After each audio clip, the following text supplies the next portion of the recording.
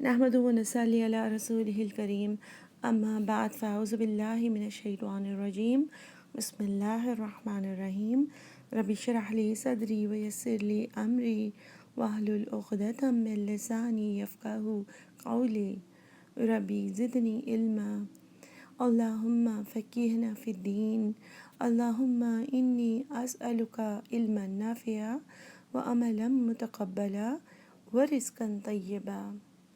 اللہم انفعنا بما علمتنا وعلمنا ما ينفعنا وزدنا علما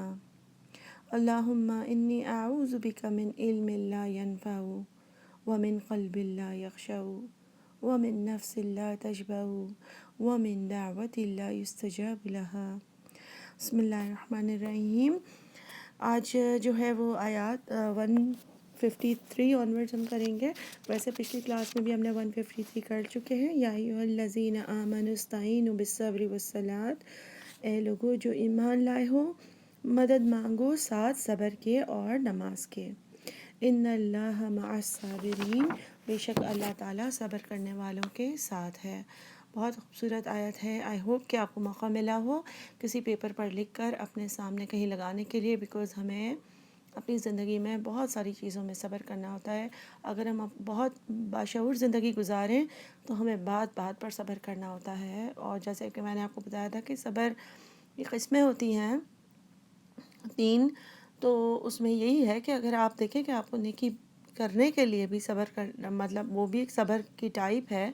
تو اگر آپ کے سامنے وہ چیز پڑی ہوگی تو آپ کو احساس ہوگا کہ ٹھیک ہے مجھے ہر وقت ذکر کرنا ہے، تو وہ بھی ایک نیکی ہے، اس کے لیے بھی مجھے صبر کرنا ہے، کیونکہ بجائے اس کے کہ میں کچھ اور کام کروں میں ذکر کر لیتی ہوں، اللہ کا ذکر کرتی ہوں، قرآن کی آیات پڑھ لیتی ہوں، کچھ سن لیتی ہوں، ساتھ ساتھ میں کام کرتے ہوئے ساتھ ساتھ کوئی سورہ سن لیتی ہوں، کسی چیز کو حفظ کرنے کا گول بنا لیتی ہوں، چھوٹا سا 3 آیات بھی حفظ کرنے کا گول ہوگا تو آخرت میں جو بھی درجہ ہمارے لیے فائنلائز ہوگا تو اللہ تعالیٰ کہیں گے کہ آپ جو آیات آپ کو یاد ہیں اس کو پڑھتے جائیے اور آپ کلائم کرتے جائیں مزید درجات جنت کے۔ تو انٹرسٹنگ بات ہے، آپ مطلب اپنی مرضی سے جو بھی آیات آپ کو آسانی سے یاد ہو سکتی ہیں آپ وہ چوز کر سکتے ہیں۔ آپ چاہیں تو سورۃ الکہف کی 10 آیتیں شروع کی چوز کر سکتے ہیں۔ اینی ویز یہ تو ٹپس ہیں کہ جس طریقے سے آپ نیکیاں کرنے میں اپنے آپ کو صبر یاد دلا سکتے ہیں۔ اس کے علاوہ بھی گناہوں سے بچنے کے لیے بھی ہمیں مستقل ریمائنڈر کی ضرورت ہوتی ہے۔ اس کے علاوہ جو تیسری کیٹیگری تھی جس میں ہم پر کوئی تکلیف آ جائے اور ہم پریشان ہوتے ہیں، ہم سمجھتے ہیں ہمارے ساتھ ہی ایسے کیوں ہوتا ہے، اور افسوس ہوتا رہتا ہے کسی بات پر کہ ہم نے ایسا نہ کیا ہوتا، اگر لفظ کا جو استعمال ہے کہ اگر میں نے یہ چیز نہ کی ہوتی تو یہ نہ ہوتا، کاش کہ میں ادھر نہ گئی ہوتی تو اس طریقے سے، یا کاش کہ ہم نے گاڑی وہاں نہ کھڑی کی ہوتی تو چوری نہ ہو جاتی، کاش کہ یہ کھانا نہ کھایا ہوتا تو فوڈ پوائزننگ نہ ہو جاتی، کاش کہ یہ مطلب نہ ہوتا تو یہ ایکسیڈنٹ نہ ہوتا، اور بہت سارے خیالات انسان کو آتے ہیں جس میں اگر اور کاش جو ہے وہ اس کے بارے میں حدیث ہے کہ جو نبی صلی اللہ علیہ وسلم نے فرمایا کہ مسلمان جو ہے وہ، یہ قرآن کی آیت ہے سوری، جس میں کہ مسلمان کاش استعمال نہیں کرتا اپنے لفظوں میں، یعنی کیونکہ یہ حدیث جو ایک حدیث بتانے لگی ہوں جو اس بات کو ایکسپلین کرتی ہے کہ جو چیز تمہیں لگنی ہوگی، whatever is going to strike you, وہ آپ کو اسٹرائک کرے گی، اور چاہے آپ اس سے بچنے کی چاہے جو بھی کوشش کر لیں اس سے آپ بچ نہیں سکتے۔ جو بھی آفت آپ کے اوپر آنی ہے وہ آ کر رہے گی، اور جو آفت آپ کے اوپر نہیں آنی ہے جس سے اللہ تعالیٰ نے آپ کو بچانا ہے، تو پھر آپ چاہے جو بھی ہو جائے آپ جو ہے وہ اس سے بچ جائیں گے۔ تو ہم یہ چیز چاہے جتنی بار بھی سوچ لیں کہ اس پرسن نے ایسا نہ کیا ہوتا تو آج یہ نہ ہوتا، یا کسی کو بھی ہم دل میں بلیم کر رہے ہوں، کوئی اپنے آپ کو بلیم کر رہے ہوں، کبھی کوئی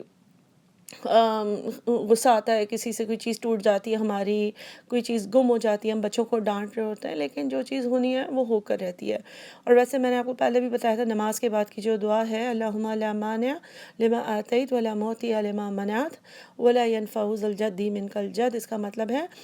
جو چیز آپ کو اللہ تعالیٰ جس چیز سے روکنا چاہے وہ آپ کو کوئی عطا نہیں کر سکتا، اور جو چیز اللہ تعالیٰ عطا کرنا چاہے اس سے آپ کو کوئی نہیں روک سکتا۔ یہ دونوں باتیں اگر آپ یاد رکھیں کہ مطلب اس سے ریلیٹڈ بہت ساری حدیثیں ہیں کہ جو آفت آنی ہے اس سے ہم کسی بھی طریقے سے نہیں بچ سکتے، اور جو آفت سے اللہ نے بچانا ہے اس سے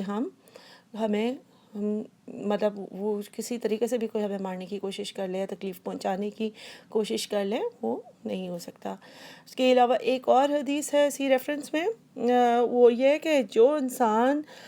کو مل کر رہنا ہے، جو اس کے نصیب میں ہے، چاہے وہ پہاڑ کے نیچے ہو، وہ اس کو ضرور ملے گا، اور جو اس کے نصیب میں نہیں ہے وہ اس کے دو ہونٹوں کے بیچ میں ہوگا اور اس کو نہیں ملے گا۔ ان چیزوں کو انسان یاد رکھے، اور یہ آیت آپ سامنے لگا کے رکھیں، ان اللہ مع الصابرین، تو انسان کو بہت زیادہ صبر ملتا ہے۔ اسی کی لائٹ میں آگے کی آیات پڑھتے ہیں، 154 ہے، وَلَا تَقُولُوا لِمَن يُقْتَلُ فِي سَبِيلِ اللَّهِ أَمْوَاتٌ، وَلَا اور نہ تقولو تم کہو، قول سے ہے قاف واو لام، لمن واسطے ان کے، یقتلو جو قتل کیے جائیں، قاف تا لام، فی سبیل اللہ اللہ کے راستے میں، سبل سے ہے سین با لام، اللہ کے راستے میں جو قتل کیے جائیں، جو مارے جائیں، ان کو کیا نہ کہو، اموات، موت سے ہے میم واو تا، ان کو آپ مردہ نہ کہیں۔ کیوں؟ اس کی ریزن یہ ہے کہ ایک تو یہ کہ جب نئے نئے مسلمان ہوئے تھے نا، اور غزوہ ہو رہا تھا، غزوات ہوتے تھے، تو بہت سارے لوگ ان کا دل پریشان کرنے کے لیے ان کے گھر والوں کو کہتے تھے، اچھا یہ اگر مسلمان نہ ہو جاتا اور یہ جو ہے وہ نہ ہوتا کہ غزوے میں نہ لیتا، تو اتنی چھوٹی عمر میں اس کے انتقال نہ ہو جاتا، یہ مر نہ جاتا، اس کی لمبی عمر ہوتی، تو لوگوں کے دل پریشان ہو جاتے تھے۔ تو ایک تو یہ وجہ ہے کہ نیگیٹو ورڈز ہر چیز کے بارے میں استعمال نہیں کرنے چاہیے۔ دوسرا اس کے بارے میں ایک یہ بھی ہے کہ حدیثیں ملتی ہیں کہ جو انسان اللہ کے راستے میں جاتا ہے، بظاہر ظاہر ہے اسے موت ہی ہو رہی ہوتی ہے، لیکن جو شہید کی موت ہوتی ہے اس کا پہلا قطرہ ہی جیسے گرتا ہے تو اس کے فوراً بعد وہ جنت میں، یہ حدیث بتا رہی ہوں، پرندوں کی طرح، یعنی گرین برڈز کی طرح وہ جنت میں سیر کر رہے ہوتے ہیں، جہاں چاہیں وہاں سے وہ انجوائے کر رہے ہوتے ہیں اپنی لائف۔ برڈز کی فارم اس لیے بتانے کا مقصد ہے کہ میرا خیال ہے وہ ہے کہ اللہ تعالیٰ یعنی یہ بتانے لگے کہ ان لمیٹڈ فن ہے، ایسا نہیں ہے کہ ان کو جنت میں کسی ایک جگہ میں ہیں، اللہ تعالیٰ نے ان کی لائف میں آلریڈی سکون، فن، بلیسنگ، یعنی ان کے اوپر عنایات شروع کر دی ہیں رائٹ آفٹر دے ان کی سول نکلتی ہے۔ اور عام طور پہ تو عالم برزخ کا یہ ہوتا ہے نا کہ انسان کی جب ڈیتھ ہوتی ہے تو اس کی روح نکل جاتی ہے، پھر جب وہ قبر میں ڈالا جاتا ہے تو تھوڑی دیر کے لیے روح اس کے اندر دوبارہ ڈالی جاتی ہے، اس کو بٹھا کے سوال جواب پوچھے جاتے ہیں، جو بھی دین کے بارے میں، رسول کے بارے میں، کتنا ایمان لایا انسان، کیا ہوا، سارا کچھ، اور پھر جو ہے اس کے بعد اس کی روح عالم میں برزخ کے اچھے یا برے روحوں کے ساتھ ڈال دی جاتی ہے۔ اچھی روحیں علیین کے ساتھ ہوں گی اور بری روحیں سجین کے ساتھ ہوں گی۔ تو شہیدوں کا اس طرح سے ہے۔ اس کے علاوہ ہم اکثر لوگ سوالات پوچھتے ہیں کہ شہید جس طرح کے چند ایک بیماریوں کے بارے میں کہا جاتا ہے، پیٹ کی بیماری سے جو انسان کا انتقال ہوتا ہے اس کو بھی کہتے ہیں کہ شہید کا رتبہ ملے گا، اور جو عورت بچہ پیدا کرنے کے پروسیس میں اس کا انتقال ہوتا ہے اس کا کیا ہوگا۔ تو کہتے تو ہیں وہ ہندوؤں کو بھی، یا جیسے دین کی راہ میں، اسلام پڑھانے کی راہ میں کسی کا انتقال ہو، اس کو بھی کہتے ہیں کہ کیونکہ وہ ایک دین کی راہ میں کام کر رہے تھے۔ اب لیکن یہ ظاہر ہے اس کی تفسیر سے، اس آیت سے یہ پتہ چل رہا ہے کہ اللہ کی راہ میں جو قتل ہوئے یا جو جان دیتے ہیں، تو اٹس پاسبل کہ یہاں پہ بہت اسپیسیفک طرح سے جو ڈیتھ ہوتی ہے جن شہیدوں کی، ان کی بات ہو رہی ہو، باقی اللہ تعالیٰ بہتر جانتے ہیں۔ اس آیت کو کمپلیٹ کرتے ہیں، وَلَا تَقُولُوا لِمَن يُقْتَلُ فِي سَبِيلِ اللَّهِ أَمْوَاتٌ، ان لوگوں کو مردہ نہ کہو جو لوگ اللہ کی راہ میں مارے جائیں، بل احیاء، بلکہ زندہ ہیں، احیاء ان کی روٹ ہے حیا، بلکہ وہ زندہ ہیں، ولیکن لا تشعرون، لیکن تم شعور نہیں رکھتے، یعنی تم کو شعور نہیں ہے، تمہیں آئیڈیا نہیں ہے، اور یہ عالم غیب کی بات ہے نا برزخ، اس لیے تمہیں شعور نہیں ہے کہ وہ کس طرح سے زندہ ہوں گے۔ اور یعنی کہ یہ بھی پتہ چلتا ہے حدیث سے کہ شہید جو ہیں وہ چاہیں گے کہ انہیں پتہ ہوتا ہے نا کہ ان کے گھر والے ورڈ ہیں کہ ہمارا پرسن چلا گیا، جس طرح غمزدہ ہوتا ہے، جس ایک ابھی ہم نے صبر کی بات کی ہے، اور اسی کے بعد اس کی فیملیز کے بارے میں بات ہو رہی ہے، ڈیتھ کی بھی بات ہوتی ہے، تو ان کو معلوم ہے کہ ان کے گھر والے اداس ہوں گے، کیونکہ ظاہر گھر میں ایک ڈیتھ ہو گئی ہے، ایک بندہ مسنگ ہے اور کوئی چلا گیا ہے اللہ تعالیٰ کے پاس۔ تو شہیدوں کا کا دل چاہتا ہے کہ ان کے گھر والوں کو یہ میسج ملے کہ ہم کتنے سکون میں، کتنی عیاشی میں ہیں، کتنے مزے میں ہیں. اور ان سے، شہیدوں سے ویسے اللہ تعالیٰ پوچھیں گے کہ تمہاری کوئی وش ہے؟ تو وہ کہیں گے اللہ تعالیٰ سے، جب اللہ تعالیٰ ان سے فرمائیں گے کہ اگر تمہاری کوئی چاہ ہے، کوئی تمنا ہے، تو وہ کہیں گے اللہ تعالیٰ اتنی بلیسنگز، اتنی عنایات، اتنی رحمتیں، اتنے سکون جو آپ نے ہمیں یہاں پر دیا ہے، اس کے بعد ہمیں اور کس چیز کی ضرورت ہوگی؟ تو اللہ تعالیٰ جب انہیں کنٹینیوسلی یہ سوال پوچھتے رہیں گے تو وہ پھر فرمائیں گے کہ یا اللہ، اگر ہماری کوئی خواہش ہوتی وہ یہ ہوتی کہ ہم دوبارہ زمین میں جائیں اور دوبارہ آپ کی راہ میں شہید ہوں، تاکہ وہ جو مزہ ملتا ہے شہادت کی موت کا، اور اس کے بعد جو عزت ملتی ہے آپ سے، اس چیز کو ہم دوبارہ سے ایکسپیرینس کریں. تو بات یہی ہے کہ اس آیت میں اللہ تعالیٰ نے شہادت کی موت پر عظمت اور اس کی امپورٹنس کہ اللہ کی راہ میں جو ہے وہ اللہ تعالیٰ کسی کو ضائع نہیں کرتا. اللہ تعالیٰ کتنی ان کو عزت دیتے ہیں، کتنی ان کو عظمت دیتے ہیں، ان کو ریوارڈز، اجر دیتے ہیں ان کے کام پر. اگلی آیت ہے وَلَنَبْلُوَنَّكُمْ بِشَيْءٍ مِّنَ الْخَوْفِ وَالْجُوعِ وَنَقْصٍ مِّنَ الْأَمْوَالِ وَالْأَنفُسِ وَالثَّمَرَاتِ وَبَشِّرِ الصَّابِرِينَ. چونکہ ٹاپک 153 سے سٹارٹ ہوا ہے صبر کا، تو آپ دیکھیے کہ اس کے بعد فوراً شہیدوں کے انتقال کے اوپر ایک طریقے سے بتایا گیا کہ فیملیز کو ظاہر صبر کی پھر بھی ضرورت ہوتی ہے، اور اللہ تعالیٰ ان کو کتنا اچھا سے ان کی فیملیز کو، یا جو ہونے والے ہیں، جو پوٹینشیل ہیں لوگ اللہ کی راہ میں کام کرنے کے لیے، ان کو کتنا اچھا بڑھ چڑھ کے ان کا اجر بتا رہے ہیں. تو اس کے بعد جو آیت نمبر 155 ہے، اس میں بھی یہ بتایا جا رہا ہے انسانوں کو کہ یہ ڈیتھ تو ڈیفینیٹ بات ہے، اس میں کوئی شک نہیں ہے کہ اللہ تعالیٰ یہاں پر ہر ایک کو آزمائیں گے. آزمائش ہر ایک کی ہے اس دنیا میں، کیونکہ یہ ہے ہی ٹیسٹنگ گراؤنڈ. یہاں پر ہم آئے ہی امتحان دینے، یہاں پر ہم آئے ہی اس طرح سے ہیں جیسے ایک بچہ 2 گھنٹے کے لیے امتحان روم میں جاتا ہے ایگزام دینے. آیت نمبر 155 میں اللہ تعالیٰ اسی سے ریلیٹڈ، صبر سے ریلیٹڈ ہی ایک دوسرا پرسپیکٹیو ہمیں دے رہے ہیں کہ ہر انسان کے اوپر آزمائش آتی ہے. ایسا نہیں ہے پاسبل کہ مطلب کسی کے اوپر آزمائش آئے گی اور کسی کے اوپر نہیں آئے گی. جیسے کہ اکثر ہم سمجھتے ہیں کہ جو انسان زیادہ کمپلین کر رہا ہے یا زیادہ اس کی ہمیں پتہ ہے، تو یا ہمارے اپنے اوپر ہم سمجھتے ہیں کہ زیادہ ٹیسٹ آ گئے ہیں، زیادہ آزمائش آ گئی ہے، زیادہ پریشانیاں ہیں. تو ایک اگر ہم تھوڑا سا ان سب چیزوں سے اونچے ہو کر دیکھیں دنیا میں لوگوں کو، اگر ہم سمجھیں کہ باقی سب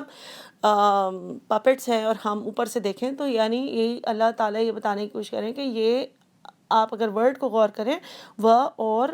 البتہ نہ ہم، بلو جو ہے اس کا مطلب ہوتا ہے ٹیسٹ، بلا یعنی ایک ایگزام ضرور ہوگا. نون کے اوپر جو شد ہے نا، وَنَّکُم، ضرور، اس کا مطلب ہوتا ہے ڈیفینیٹلی اس کا تم کو، اور ہم ضرور تم کو آزمائیں گے. یعنی ہر ایک کے ساتھ آزمائش آئے گی، ہر ایک کو ٹیسٹ کیا جائے گا. اور اس کا ریزن یہ بھی ہے کہ اٹ ڈزنٹ میک سینس کہ کچھ لوگوں کو آزمایا جائے، کچھ کو نہ آزمایا جائے. اور دوسرا یہ کہ جیسے دنیا میں بھی ایک سسٹم ہوتا ہے کہ آپ کسی کو پروموٹ کرتے ہیں تو اس کا آپ ٹیسٹ کرتے ہیں، یا آپ نے اس کا ورک ایتھکس دیکھا ہوتا ہے، یا آپ نے ورک کی سپیڈ دیکھی ہوتی ہے. اور اگر ایک اسٹوڈنٹس ہیں تو آپ ان کو آپ پروموٹ کرنے کے لیے، اگر آپ پروموٹ سب کو کرتے بھی ہیں، تو آپ کس طرح سے آپ ان کو ریکگنائز کرتے ہیں. اور ہر بندہ سیم لیول کی ٹریٹمنٹ، سیم لیول کے ایوارڈز، سیم لیول کی پروموشن تو نہیں ڈیزرو کرتا نا. کیونکہ ظاہر ہے اگر کوئی زیادہ ایفرٹ پٹ کر رہا ہے، زیادہ محنت کر رہا ہے، زیادہ مینرزمس شو کر رہا ہے، تو وہ حقدار ہے کہ اس کو زیادہ سراہا جائے. بالکل اللہ تعالیٰ کی بھی یہی پالیسی ہے. اور جو ہے فرق صرف یہ کہ کبھی کبھی ہم مایوس ہو جاتے ہیں، ہم پریشان ہو جاتے ہیں، اور ہمارا ریئیکشن جو ہے، بس ہمیں یہ یاد رکھنا ہے کہ ہم 2 گھنٹے کے لیے اگر ایک ایگزام روم میں آئے ہیں، ہمارا کیا ہونا چاہیے، ہمارا فوکس یہ ہونا چاہیے کہ بس میں جتنے کویشچنس آنسر کر سکتی ہوں اتنی دیر میں کر لوں، یا میں ادھر ادھر دیکھوں کس کی پینسل کیسی ہے، کسی کے بال کیسے ہیں، کوئی کتنی بار باتھ روم جا رہا ہے، کوئی انویجیلیٹر کو کتنی بار بلا رہا ہے. اگر میں نیچے دیکھ کے، کیونکہ اگر میں اپنا ٹیسٹ پیپر اچھا کروں گی تو مجھے اپنا نمبر زیادہ ملیں گے، ٹھیک ہے. لیکن اگر میں دیکھتی رہوں، بالکل اسی طریقے سے اگر انسان سوچے گا کہ نہیں میرے ساتھ زیادہ چیلنجز ہیں، لوگوں کو نہیں پتہ، اگر آپ اسی کام میں پڑے رہیں گے تو آپ اپنے نمبرز اپنے پیپر کے نہیں بڑھا سکیں گے. اگر آپ یہ دیکھیں گے کہ اچھا دوسرے سے زیادہ مشکل ہے میرا پیپر یا آسان ہے، ٹھیک ہے. تو بات یہی ہے کہ اٹ وونٹ ہیلپ یو کہ آپ اپنے پڑوس والے اسٹوڈنٹ کا پیپر دیکھیں اور کہیں کہ نہیں اس کا پیپر آسان تھا یا نہیں. اس وقت جو چیز ایٹ ہینڈ ہے آپ نے اس کے ساتھ ڈیل کرنا ہے. تو آپ اس آیت میں دیکھیے کہ اللہ تعالیٰ نے سارے اسپیکٹس بتائیں کہ کسی کا امتحان اس طریقے سے ہوگا، کسی کا امتحان اس طریقے سے ہوگا، کسی کا کس طریقے سے ہوگا. اور آپ اس چیز کو ذہن میں رکھیں کہ یہ سارا انڈر دی امبریلا، اس ساری چیز کے اوپر امبریلا جو ہے وہ صبر کی آیت ہے کہ اللہ تعالیٰ صبر کرنے والوں کے ساتھ ہے. اللہ تعالیٰ ساتھ ساتھ ساتھ کس کے چلتا ہے؟ صبر کرنے والوں کے، ٹھیک ہے. اور اس آیت کے اینڈ میں آپ دیکھیے کہ بشر الصابرین، خوشخبری دے دو صبر کرنے والوں کو، ٹھیک ہے. تو اب آپ دیکھیے کیا اسپیکٹس کا اللہ تعالیٰ نے ذکر کیا ہے. اور ہم ضرور آزمائیں گے بشیء، چیز میں سے، من الخوفی، خوف ہوگا، یا تو لوگوں کو خوف ہوگا، کسی کو چھوٹے سے چھوٹے خوف سے لے کر بڑے سے بڑے خوف کی. ہو سکتا ہے کہ خوف میں اللہ تعالیٰ ہمارا ریئیکشن چیک کرتے ہوں، چھوٹی چیزوں کا بھی خوف ہے تو اس کے ساتھ ہم کیسے ڈیل کرتے ہیں. ویسے تو خوف ہم سب کے اندر ہی ڈالا ہوا ہے، چھوٹی عمر سے بھی ہمارے اندر چھوٹے خوف ہوتے ہیں. فرینڈس ہمارے ساتھ لڑائی کر لیں گے، دوستی کریں گے نہیں کریں گے، اچھا اسکول جائیں گے تو کیا ہوگا، گریڈ اسٹوڈنٹ لائف ہوتی ہے تو گریڈس کا مسئلہ ہوتا ہے. عام طور پہ ہمیں عام طور اسپائڈرز اور انسیکٹس اور ان چیزوں کا تو ڈر لگتا ہی ہوتا ہے. جیسے جیسے انسان بڑا ہوتا ہے، ماں بنتا ہے، تو اس کو یہ ڈر ہوتا ہے کہ اچھا میرا بچہ بیمار نہ ہو جائے، اسے لگ نہ جائے. اور جو ہے اور تھوڑی سمجھ آتی ہے بہن بھائیوں کی، ماں باپ کی بھی، انسان کو فکر بڑھتی جاتی ہے کہ اچھا ان کے ساتھ کیا ہو رہا ہے. اور اس کے علاوہ جو ہے انسان کے اندر اپنی کریئر، جن کو کریئر بنانے کا شوق ہوتا ہے اس کو یہ خوف ہوتا ہے کہ میں اتنا کامیاب ہوا یا نہیں جتنا میرا گول ہے. جس کے معاشی مسائل ہوتے ہیں اس کو یہ خوف ہوتا ہے کہ میں کیسے کھانا کھلاؤں گا اپنے بچوں کو، کیسے فیس بھروں گا. تو لوگوں کے پاس بہت سارا خوف ہوتے ہیں. کسی کی شادی نہیں ہوتی تو اس کو یہ خوف ہوتا ہے میرا آگے کیا سہارا ہوگا، کیا ہوگا. اور لیکن بات یہ ہے کہ یہ ساری آزمائش ہے. اللہ تعالیٰ نے آیت کا شروع یہ ہے کہ یہ ہمارا ٹیسٹ ہے کہ ہم ان چیزوں کو کیسے لیتے ہیں، کہ ہم نے یہ بات یاد رکھی ہے کہ ان اللہ مع الصابرین، اللہ تعالیٰ صبر کرنے والوں کے ساتھ ہے. سیکنڈ چیز ہے والجوعی. اب جو کا مطلب لفظی مطلب بھوک ہے، اس کا مطلب صرف پاورٹی یا غربت نہیں ہے. اس کا مطلب یہ ہے کہ ہمارا ریئیکشن کہ جب ہم بھوکے ہوں، اور آپ ایک ایگزامپل اس کی سمپل یہ ہے کہ ہم دعوتوں میں، آپ شادیوں میں ہمارا حال دیکھ لیں کہ بھوکے سب لوگ ہوتے ہیں لیکن لوگوں کے ریئیکشنز کس طرح سے ہو سکتے ہیں. کہ جیسے کہ یہ حدیث ہے کہ ہر انسان کا رزق اس کی ماں کے، جب وہ اس کے پیدا بھی نہیں ہوا تھا، وہ اس کے پیدا ہونے سے پہلے اس کی ماں کے پیٹ میں اس کے لیے لکھ دیا جاتا ہے کہ انسان کو رزق کتنا ملے گا اس کی پوری زندگی میں، ٹھیک ہے. اور آپ دیکھیں کہ اس کے باوجود ہمارا کیا ریئیکشن ہوتا ہے. اور یہ حدیث جو میں نے ابھی آپ کو بتایا کہ جو انسان کے نصیب میں ہوگا وہ اس کو ضرور ملے گا، چاہے پہاڑ کے نیچے، اور جو اس کے نصیب میں نہیں ہے وہ نہیں ملے گا، چاہے دو ہونٹوں کے بیچ میں ہو، ٹھیک ہے. تو اس سے یہ کہ ہمیں جنرلی غربت سے ہی بھی مراد ہے کہ ظاہر ہے بھوک سے بھی آزمائے جائیں گے انسان. کچھ لوگوں کا ٹیسٹ بھوک سے ہوگا کہ اس زمانے میں وہ کیسے کرتا ہے اور اللہ تعالیٰ سے مایوس ہو جاتا ہے، غصے ہوتا ہے، ناراض ہوتا ہے. اور نقص من الاموالی، اور کمی سے مالوں کی. اچھا اس میں بھی بیسکلی اسی طرح ہوگا کہ مال کی کمی میں یہی ہوگا کہ انسان کے پاس بہت کم ہو جائے مال، ٹھیک ہے. اب مال میں دونوں چیز آ جاتی ہیں، سامان بھی، گھر کا بھی، جولری بھی، اور مال میں کیش بھی آ جاتا ہے. اس چیز کی کمی، اور جنرلی اللہ تعالیٰ کی ٹیسٹنگ یہ بھی ہوگی کہ ہمارے پاس بالکل فاقہ یا پریشانی کا حل نہ ہو کمی میں، لیکن جنرلی لوگوں کے مقابلے میں کمی ہو تو ہمارا ریئیکشن کیا ہے. تو آپ دیکھیں کہ ہم لوگ اکثر اپنے سے، جو حدیث ہے کہ اپنے سے نیچے والوں کو دیکھو تو شکر کرو گے اور اپنے سے اوپر والوں کو نہ دیکھو. تو ہم کیا کرتے ہیں، ہمیشہ سے اوپر والے کو دیکھتے ہیں.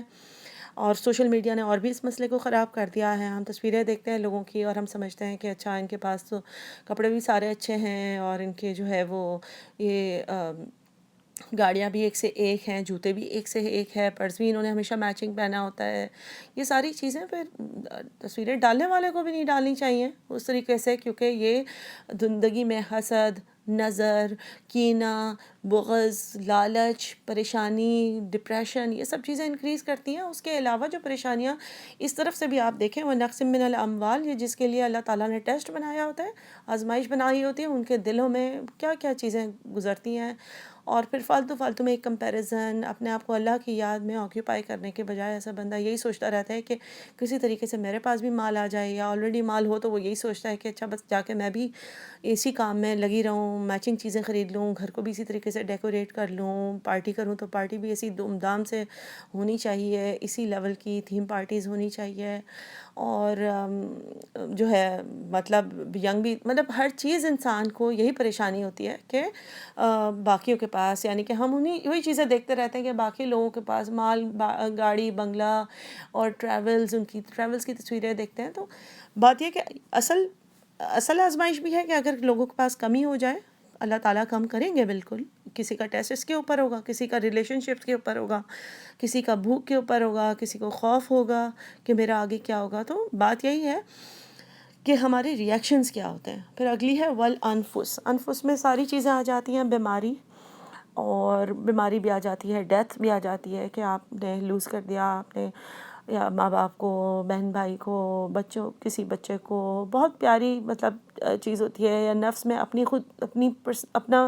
خود کا بیمار ہونا، اپنی ہیلتھ، اپنی جوانی کو لوز کرنا، اپنی شکل و صورت کو لوز کرنا، اپنا جو ویٹ ہوتا ہے، یعنی کہ انسان اپنے آپ کو دیکھتا ہے تو اداس ہوتا ہے، پریشان ہوتا ہے، اسی کے بارے میں ہم obsess کرتے ہیں یا نہیں کرتے ہیں، کیا ہمارے حالات ہو جاتے ہیں.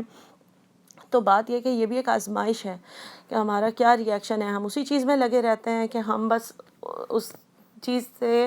نکلے ہی نہیں، ہم ڈینائل میں ہی لگے رہے ہیں کہ نہیں، مطلب ہے کہ I am not going to change. ٹھیک ہے، انسان کا اپنا ٹیک کیئر کرنے کا کوئی منع نہیں ہے، لیکن ہماری آزمائش یہ ہے. اور دوسرا آن دی ادر ہینڈ کہ واقعی ریئل آزمائش بھی ہے. ہر چیز کا آپ دیکھیں کہ ایک ریئل فیز بھی ہے اور ایک جو ہے میڈ اپ فیز بھی ہے، کہ مطلب ہم کس طریقے سے بھی چیزیں میڈ اپ بھی کر دیتے ہیں. اور ریئل میں یہ ہے کہ انسان کی آزمائش ایسے وقتوں میں جب اس کے کسی کا انتقال ہو گیا، یا کوئی شدید بیمار ہو، یا کوئی بہت اس طرح سے پریشانی ہو، تو انسان کی کس طریقے سے اس کا ری ایکشن ہے، کہ اس طرح سے اللہ تعالیٰ سے بالکل ہی ناراض ہو جاتا ہے کہ اللہ تعالیٰ نے ہمارے ساتھ ہی ایسے کیوں کیا، یہ چیز ہم سے کیوں لے لی. اور بجائے اس کے کہ اللہ تعالیٰ سے امید رکھیں انشاءاللہ کہ اللہ تعالیٰ ہمارے ساتھ ہے. ان اللہ مع الصابرین. اللہ تعالیٰ سے میں صبر کروں، اپنے آپ کو روکوں، پازیٹیو بولوں، نیگیٹو چیز نہ بولوں. اور ظاہر ہے ایک دروازہ بند ہوتا ہے تو اللہ تعالیٰ دروازے کھولتے ہیں صبر کرنے والوں کے لیے، کیونکہ اللہ تعالیٰ نے یہ بھی کہا ہے وَاسْتَعِینُوا بِالصَّبْرِ وَالصَّلَاةِ. تو نماز پڑھیں، اللہ تعالیٰ سے صبر مانگیں جب بہت بے چینی ہو، کیونکہ حالات تو لوگ پریشان تو بہت چیزوں پر ہوتے ہیں. جیسے یعقوب علیہ السلام تھے، ان کو معلوم تھا انہی کے بیٹوں نے ان کے بیٹے یوسف علیہ السلام کے ساتھ جو کچھ بھی کیا تھا وہ کیا تھا، لیکن یعنی وہ اللہ سے اپنا درد پریشانی برداشت کرتے رہتے تھے. انما اشکو بثی وحزنی الی اللہ. یعنی وہ اللہ تعالیٰ سے اپنے حزن کا، اپنے غم کا ذکر کرتے رہتے تھے. اور بات یہ کہ آپ دیکھیں کہ جیسے نبی صلی اللہ علیہ وسلم، انہوں نے اپنے بیٹے کو لوز کیا، ابراہیم کو، تو انہوں نے یہی کہا کہ ابراہیم ہمیں غم تو بہت ہے اور ہماری آنکھوں میں آنسو ہے، لیکن ہماری اللہ کی رضا ہے. اللہ نے ہمارے لیے جو کچھ سلیکٹ کیا اس کے اوپر ہم رضا مند ہیں. تو بات یہ ہے کہ آپ کسی کو بھی دیکھ لیں، آزمائش سب کے اوپر آتی ہے، چاہے وہ پیغمبر ہوں، چاہے کوئی بھی ہوں. ٹھیک ہے. پھر ہے وہ ثمرات کا جنرل میننگ تو ظاہر ہے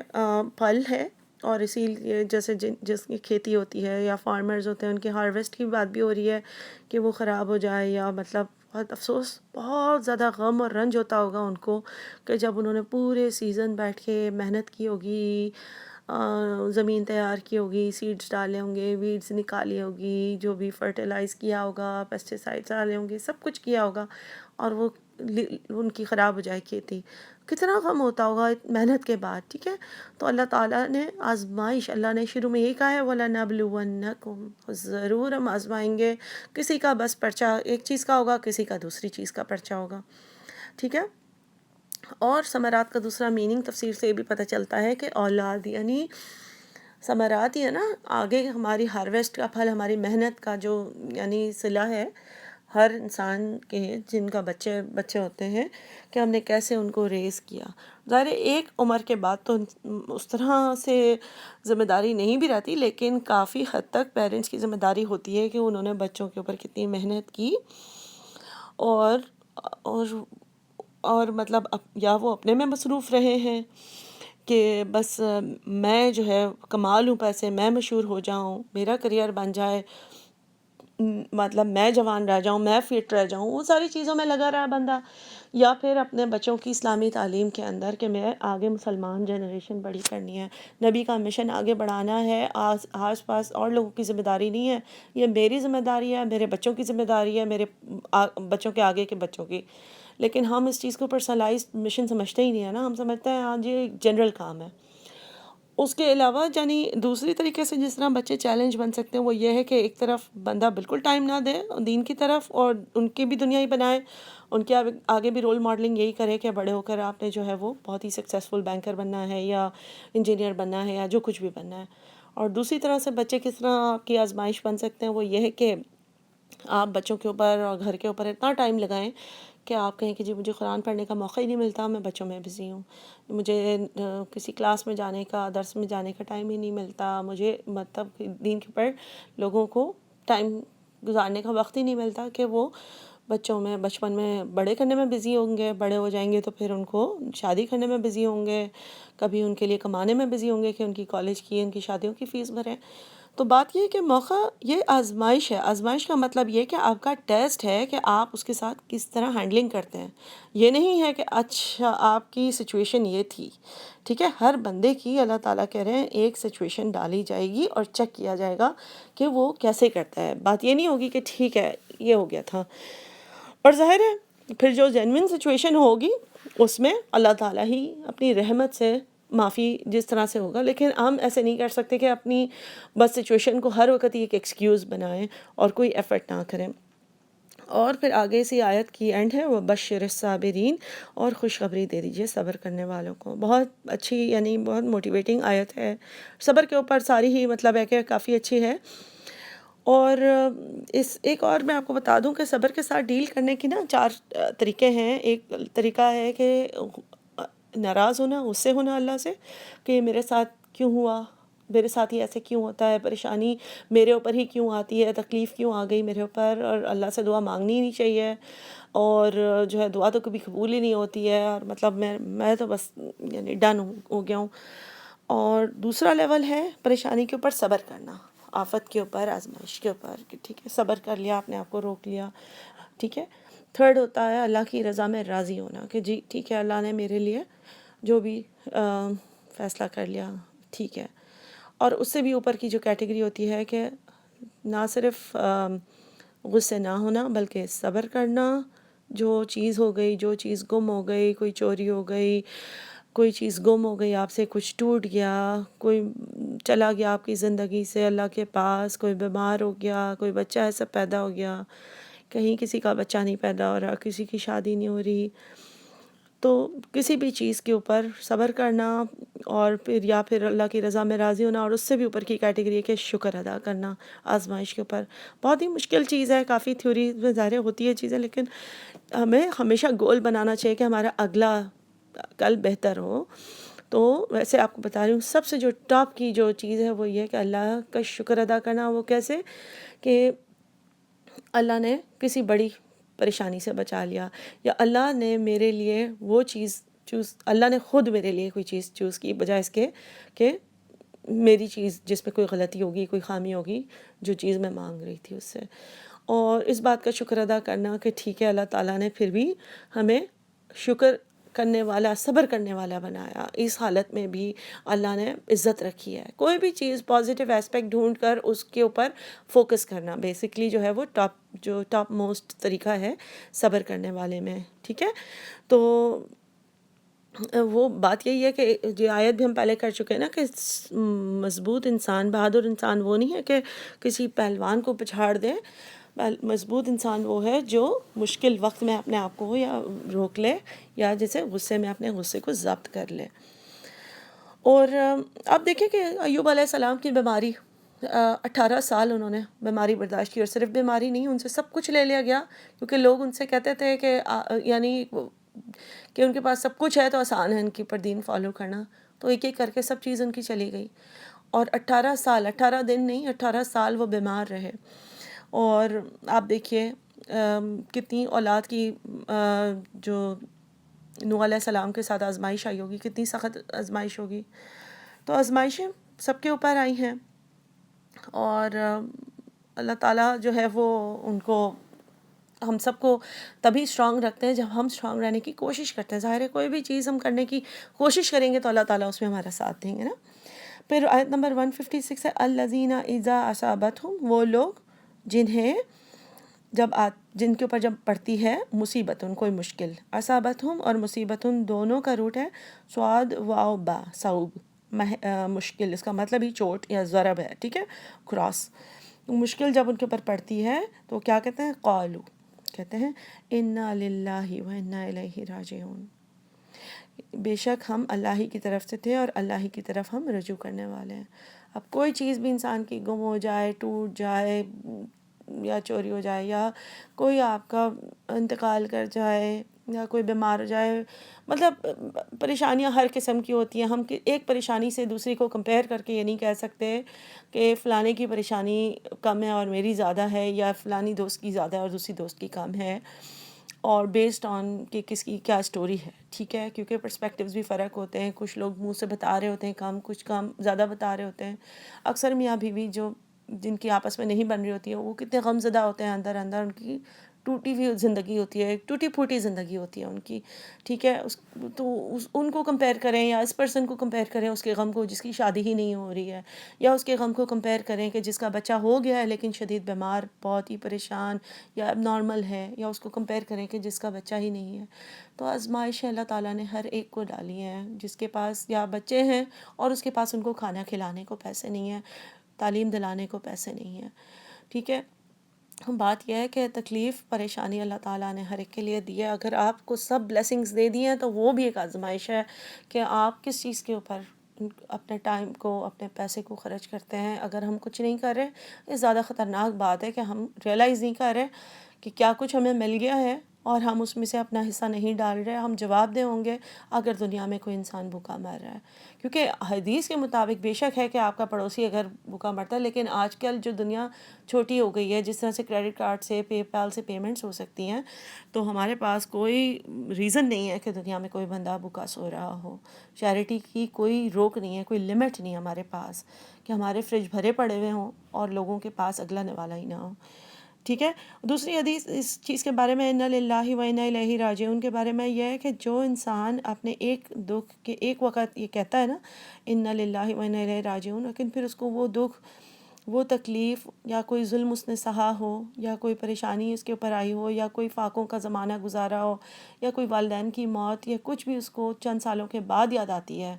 یا کوئی سسرال کا ظلم ہو، یا میاں کا کوئی ظلم ہو، یا کوئی بچے کی موت ہو، اگر اسے بعد میں بھی یاد آتی ہے اور وہ پڑھتی ہے انا للہ و انا الیہ راجعون، اس کو اسی لیول کا اجر دوبارہ ملے گا جو اس کو پہلی مرتبہ غم کی تکلیف پر ملا تھا. اور دوبارہ اس کے بعد بھی زندگی میں جب جب یاد آیا اور وہ اس کو دل سے، اس چیز کو دل سے پڑھے انا للہ و انا الیہ راجعون، تو پھر کیونکہ ایک چیز تو چلی گئی ہے، وہ چیز جو آپ کے ساتھ ہو گئی ہے وہ تو ہو گئی ہے. تو بات یہ ہے کہ ہمارا فوکس یہ ہونا چاہیے کہ کرنے کی چیز کیا ہے. اور غم اور پریشانی ایک ایسی چیز ہے کہ جس ٹائم پر دوسرے لوگ آ کر آپ کو اس وقت ہدایات دیں گے نا، تو وہ بہت ڈیفیکلٹ ہوتا ہے اس وقت کسی کو ٹیچ کرنا. ایزی یہ ہوتا ہے کہ جب سب کے ساتھ سب چیزیں صحیح چل رہی ہوں، ان کو اس وقت ٹیچ کیا جائے کہ اللہ نہ کرے، خدا نہ خواستہ کوئی مشکل آتی ہے تو ہم نے یہ چیز پڑھنی ہے اور کیا کرنا ہے. اور اس کے بعد بھی کوئی وقت ایسا آتا ہے تو آپ یہ پڑھیں گے تو اللہ تعالیٰ آپ کو اسی تکلیف کا، وہ ضروری نہیں ہے کسی کی موت کی بات ہو رہی ہے، کوئی ہار گم ہو گیا ہے، کوئی چیز ہے، کوئی پریشانی کا وقت یاد آ گیا، کسی نے بدتمیزی کی تھی، کسی نے انسلٹ کی تھی، الزام لگایا تھا، کسی نے سب کے سامنے رسوا کیا تھا، کوئی دل توڑا آپ کا، اور کوئی بھی چیز آپ کو یاد آتی ہے اور جو آپ کو لگتا ہے کہ آپ مطلب اتنا ہی تازہ ہے غم آپ کا، تو ظاہر ہے اس کا اجر بھی اتنا ہی تازہ ہوگا آپ کے لیے۔ اگلی آیت ہے اولئک علیہم صلوات من ربہم، ایسے لوگوں کے لیے جو یہ کہیں گے اللہ کی طرف سے صلوات ہیں، عنایات ہیں، فضیلتیں ہیں، درجات ہیں، عزت ہے اور حسن سلوک ہے، من ربہم، اور کیا ہے دوسری چیز؟ وہ رحمہ اور اللہ کی رحمت، اللہ کی رحمت کی بارش ہوتی رہے گی ایسے بندے پر۔ ایسے ہی ہے جیسے تپتی دھوپ ہو لیکن ایک سایہ دار کلاؤڈ آپ کے ساتھ ساتھ اوپر ڈال دیا جائے، کہ ایسے لگتا ہے نا کہ اس سے سکون، ٹھنڈک کا احساس آتا ہے۔ تو اللہ تعالیٰ کہتے ہیں کہ ساتھ آزمائش ہو لیکن ساتھ میں اللہ تعالیٰ دیکھیں گے کہ جو صبر کرنے والا ہے اور یہ کہنے والا ہے تو اس کے اوپر اللہ کی رحمت ہوگی، اور اللہ تعالیٰ اس کے اوپر صلوات کریں گے، یعنی اچھی باتیں کریں گے ان کے لیے، اور اس میں سب چیزیں کورڈ ہیں، ٹھیک ہے؟ صرف اجر اور ثواب نہیں ہے، حسنات نہیں ہے، بلکہ ان کے بارے میں اپنے اینجلز، اپنے فرشتوں سے بھی بات کرنا بھی ہے، ان کے بارے میں یہ بھی ہے کہ ان کو عزت دی جائے گی، جیسے کہ اگلی آیات میں بھی اللہ تعالیٰ بتائیں گے۔ پہلے اس آیت کو کمپلیٹ کرتے ہیں، وَأُولَئِکَ هُمُ الْمُهْتَدُونَ، اور یہ لوگ ہدایت پر ہیں۔ اللہ تعالیٰ جیسے انہیں ایک سرٹیفکیٹ دیتے ہیں کہ ایسے لوگ ہدایت یافتہ ہیں، کیونکہ مین بات یہ ہے کہ اگر سب آپ کا اچھا چل رہا ہو اس وقت تو آپ اچھے ہوں گے نا۔ بات یہ ہے کہ کوئی تکلیف کی، کوئی غم کی، کسی نے ناراضگی، کوئی پریشانی دی ہے، آپ اس وقت اس کی ڈیلنگ، اس وقت آپ کا کیا ری ایکشن ہے اس غم کے ساتھ، اس آزمائش، اس ٹیسٹ کے ساتھ آپ کیسے ڈیل کرتے ہیں۔ اگر آپ کا ایک ٹیسٹ پیپر ہے کہ آپ کے پاس مشکل ساز ہے، آپ اسی کے ساتھ برا کریں گے تو پھر آپ کیسے اپنے آپ کو کوالیفائی کر سکتے ہیں نا۔ ٹھیک ہے، میں یہ نہیں کہہ رہی ہوں کہ اس کا مطلب میں جنرلائز نہیں کر رہی ہوں، لیکن بات یہ کہ اگر ایک مشکل کویشچن ہے تو آپ اس کو بھی پڑھائی کریں گے اس کے اوپر اچھا کرنے کے لیے، تو اپنے آپ کو بہتر مسلمان بنانے کی طرف جو ہوں گے، تو انشاءاللہ ہدایت یہی ہے ہماری۔ ہدایت کا مطلب کیا ہے؟ To follow the guidance. Follow the guidance کا کیا مطلب ہے؟ کہ آپ کو ایک ڈائریکشن دی ہوئی ہے، ایک ریسیپی دی ہے، آپ کو فالو کریں۔ ریسیپی کہاں دی ہوئی ہے؟ قرآن میں دی ہوئی ہے۔ قرآن میں کیا کہا گیا ہے؟ کہ لوگوں کے ساتھ حسن سلوک سے بات کرو، بلکہ جو آیت ابھی ہم نے 83 پڑھی ہے اس میں کیا ہے کہ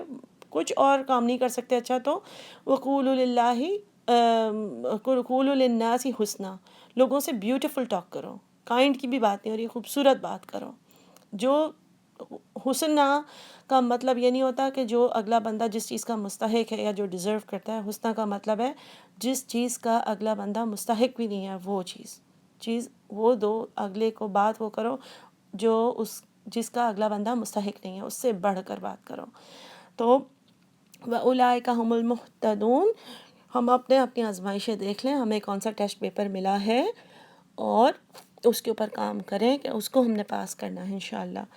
اگلی آیت میں صرف جلدی سے میں آپ کو بتا دیتی ہوں کہ ایک ڈیمونسٹریشن ہے، ایک ایگزامپل ہے اللہ تعالیٰ نے دی ہے کہ کس طریقے سے انسان کو اللہ تعالیٰ صبر کرنے والے کو کتنی عزت سے نوازتے ہیں، کہ جو نبی ابراہیم علیہ السلام کی نے اپنی بیوی ہاجرہ اور اپنے بیٹے اسماعیل علیہ السلام کو جب مکہ میں چھوڑا تھا، ریگستان تھا اور وہاں پہ کچھ نہیں تھا، چند کھجوروں اور پانی کے ساتھ جب چھوڑا تھا، اور ان کی بیوی نے پوچھا ان کو کہ کیا یہ اللہ کا حکم ہے؟ تو انہوں نے کہا کہ ہاں۔ تو پھر ان کا جواب تھا، بہت زبردست جواب تھا، انہوں نے فرمایا، یہ میں حدیث نبی صلی اللہ علیہ وسلم کی حدیث سے بتا رہی ہوں، کہ انہوں نے فرمایا کہ پھر اللہ تعالیٰ ہمیں ضائع نہیں کرے گا۔ اس کا مطلب یہ کہ اللہ تعالیٰ اپنے بندوں کو ضائع نہیں کرتے، ان کی محنت کو، ان کی صبر کو، ان کی عبادت کو ضائع نہیں کرتے۔ ہمیں بس ہم تھوڑے انسٹنٹ گریٹیفیکیشن کے عادی ہے نا، ہمیں عادت ہے کہ ہر چیز کا رزلٹ فوراً ملنا چاہیے، اس لیے ہم مایوس ہو جاتے ہیں، اس لیے ہم اگر مگر کاش کرنے لگتے ہیں، اس لیے ہم کہتے ہیں ایسا ہوا تھا پھر ایسا کیوں نہیں ہوا فوراً ہمارے ساتھ۔ لیکن اللہ نے اگزامپلز ان لوگوں کی بھی، بنی اسرائیل کی بھی اسی لیے دی ہے کہ ہم دیکھیں کہ ان کو ہر بات کی کتنی جلدی تھی۔ اللہ نے ابراہیم علیہ السلام، ان کی بیوی، ان کے بچوں کی اگزامپلز اسی لیے دی ہے کہ انہیں کتنی صبر تھی۔ ایوب علیہ السلام کی اگزامپل انہیں کتنی صبر تھی، نبی صلی اللہ علیہ وسلم کی اگزامپل انہیں کتنی صبر تھی، یعقوب علیہ السلام کی اگزامپل انہیں کتنی صبر تھی، اور بھی کتنے پیغمبر جن کے ابھی نام نہیں لے رہی ہوں، لیکن کتنی ان کا صبر ہے۔ کہ آپ یہ دیکھیں کہ ہم سب مطلب کہ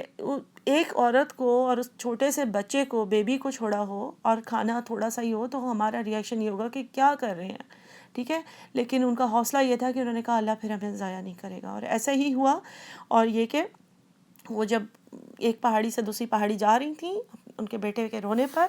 تو پھر اسی چیز کو اللہ تعالیٰ نے صحیح بنا دیا، اور اللہ تعالیٰ نے اس چیز کو، حدیث میں ہے کہ صحیح جو ہے صفا اور مروہ کے درمیان میں اس کے بغیر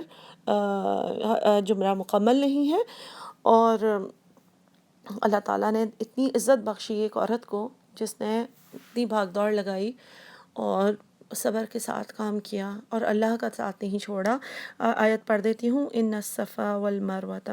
بے شک صفا اور مروہ من شعائر اللہ، اللہ کی سائنز میں سے ہیں، اللہ کی پاک ہولی سیکرڈ چیزوں میں سے ہیں۔ فمن حج البیتا، تو جو کوئی حج کرے گا بیت کا یعنی گھر کا، او اعتمر یا عمرہ کرے گا تو کیا ہے، فلا جناح، تو نہیں ہے کوئی گناہ، علیہ اس پر، کس بات کا گناہ نہیں ہے، ان یطوف بہما، کہ وہ طواف کرے ان دونوں کا۔ اب یہاں پر کہا گیا کہ کوئی گناہ نہیں ہے، اور حدیث میں کہا گیا ہے کہ ضرور کرنا ہے، اس کی بغیر کمپلیٹ نہیں ہے۔ تو اس میں فرق یہ اس لیے ہے کہ جب یہ نیا حکم آیا تھا تو جو نئے مسلمان تھے وہ ہیزیٹیٹ کر رہے تھے، کیونکہ جو مشرکین مکہ تھے انہوں نے ان کے اوپر، ان پہاڑیوں پر بت رکھے ہوئے تھے۔ جو صفا ہے اس کے اوپر بت تھا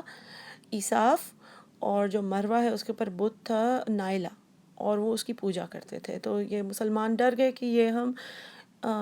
شرک کی طرف تو نہیں جا رہے، تو اللہ تعالیٰ نے اس میں فرمایا کہ کوئی گناہ نہیں ہے کہ اس کا طواف کیا جائے۔ ومن، اور جو کوئی تطوع، خوشی سے کرے گا، تو ہے اس کی روٹ طاوعین، تو کا مطلب ہوتا ہے خوشی سے کرنا، خیرن، تطوع خیرن یعنی خوشی سے کرے گا کوئی خیر کا کام، نیکی کا کام، فإن اللہ، تو بے شک اللہ ہے، شاکر علیم، شاکر کا مطلب قدردان، علیم کا مطلب علم والا۔ شاکر کا لفظ جب انسان کے لیے، بندے کے لیے استعمال ہو تو اس کا مطلب ہے شکر کرنے والا، شکر گزار، لیکن جب اللہ کے لیے استعمال ہو تو قدردان، لوگوں کے صبر کا قدردان، لوگوں کی عبادت کا قدردان، لوگوں کی اچھی بات کا قدردان، اور علیم اس لیے کہ اللہ تعالیٰ سب جانتے ہیں کہ لوگوں کے دلوں پر کیا گزر رہی ہے، کس کے ساتھ کیا پریشانی ہے، ٹھیک ہے۔ جیسے ایک اور اگزامپل ہے کہ صبر کی، دین کے راستے میں صبر کی، کہ آپ نے سنا ہوگا کہ بلال رضی اللہ تعالیٰ عنہ تھے، ان کے جو سردار تھے وہ غلام تھے نا، تو ان کو مار مار کے بھی تھک جاتے تھے، وہ جو لوہے کی کنگھی ہوتی تھی اس کو گرم کر کے ان کی ٹانگوں میں پھیرا کرتے تھے اور کہتے تھے تم کیوں احد احد کرتے ہو، واحد کیوں بولتے ہو، ایک بار کہہ دو اللہ ایک نہیں ہے۔ تو کہتے تھے جب تم مٹی خریدنے جاتے ہو تو تم اسے کھٹکا کے دیکھتے ہو کہ پکی مٹی کی ہو یا کچی خرید لیتے ہو، تو میرا رب بھی مجھے جنت میں ڈالنے سے پہلے مجھے آزمائے گا نہیں، کیا مجھے چیک نہیں کرے گا کہ میں مضبوط ہوں یا نہیں۔ اسی نوٹ پر کلاس انشاءاللہ ختم کرتے ہیں۔ اللہ تعالیٰ ہم سب کو صبر کرنے والا بنائے انشاءاللہ، آمین ثم آمین۔ السلام علیکم ورحمۃ اللہ وبرکاتہ۔